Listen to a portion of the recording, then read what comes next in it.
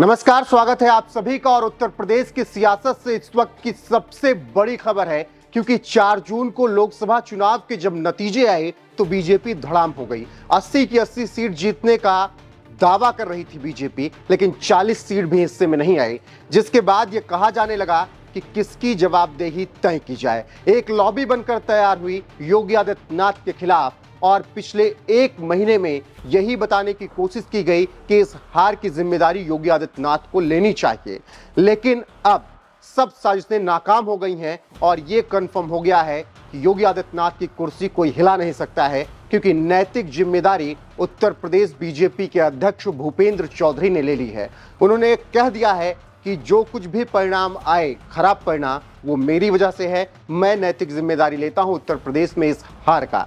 इसका मतलब यह है कि अब योगी आदित्यनाथ की जिम्मेदारी तय नहीं हुई। इसका मतलब यह भी है कि योगी आदित्यनाथ ने जो लिस्ट केंद्र भेजी थी वो अगर मान ली गई होती तो बीजेपी की यह हालत ना होती।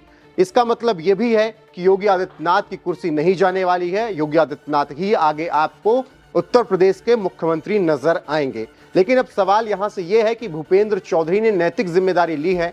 आने वाले वक्त में उनका इस्तीफा भी बहुत जल्द हो सकता है उत्तर प्रदेश बीजेपी अध्यक्ष से। ऐसे में कौन अगला अध्यक्ष बनाया जाएगा? तो केशव प्रसाद मौर्य जिस तरीके से हाथ पैर मार रहे हैं, लगातार लखनऊ से दिल्ली, दिल्ली से लखनऊ का दौरा कर रहे हैं, कहा यह जा रहा है कि उन्हें उत्तर प्रदेश का अगला अध्यक्ष फिर से बनाया जा सकता है।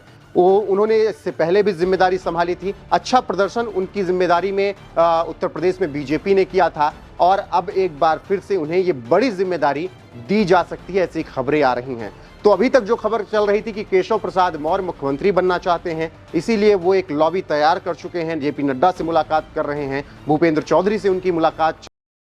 उत्तर प्रदेश से योगी आदित्यनाथ को हटा दिया जाएगा, जैसे तमाम राज्यों से बीजेपी ने अपने मुख्यमंत्री 4 साल 5 साल के अंदर ही हटा दिए।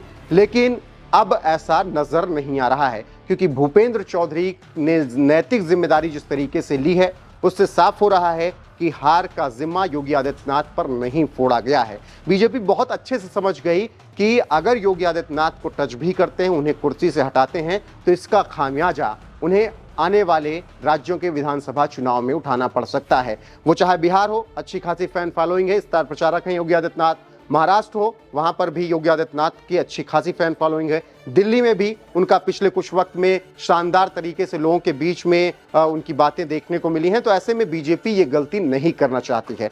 कहा यह भी गया कि अगर योगी आदित्यनाथ को हटाया जाता है तो फिर उत्तर प्रदेश में भी विद्रोह हो सकता है। योगी आदित्यनाथ का कुछ नहीं बिगड़ेगा, वो मठ वापस लौट जाएंगे, आगे चुनाव लड़ लेंगे, जैसे पहले उन्होंने बीजेपी को आंख दिखाई थी लगभग 1 दशक पहले। उसी तरीके से वो बीजेपी के खिलाफ जा सकते हैं। तो ऐसे में बीजेपी का ही घाटा होता है। इसीलिए बीजेपी ने सब कुछ सोच समझने के बाद अब नैतिक जिम्मेदारी भूपेंद्र चौधरी पर दे दी गई है, और भूपेंद्र चौधरी ने कबूल कर लिया है कि उत्तर प्रदेश में बीजेपी को जो सीटें नहीं आई, खराब प्रदर्शन रहा, केंद्र में बहुमत नहीं मिला, इसी वजह से उसकी नैतिक जिम्मेदारी मैं लेता हूं। बहरहाल देखना होगा कि आगे जिस तरीके से सियासी हलचल उत्तर प्रदेश में चल रही है, क्या कुछ अपडेट आता है। बने रहिए हमारे साथ, लगातार आपको यहां पर खबरें मिलती रहेंगी। वीडियो को शेयर कीजिए, चैनल को सब्सक्राइब कीजिए और बने रहिए हमारे साथ।